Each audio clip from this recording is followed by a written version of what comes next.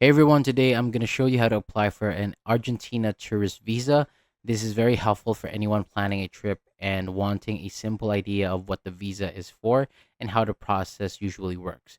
So first, the visa is for people who want to visit Argentina for tourism, like a vacation, sightseeing, or leisure travel. And before starting the application, the first thing to do here is to check out if a tourist visa is actually required. So some travelers may not need one, while others may qualify for an electronic travel authorization instead.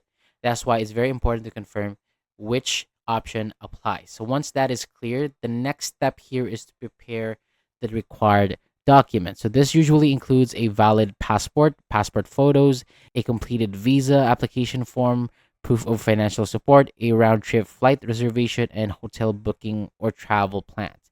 If the person is staying with someone in Argentina, an invitation letter may also be required. And after that, the application needs to be submitted based on the instructions of the Argentine consulate for the application's area. So this may include sending the documents, paying the visa fee, and waiting for the application to be reviewed. In some cases, there may also be an interview or additional documents requests.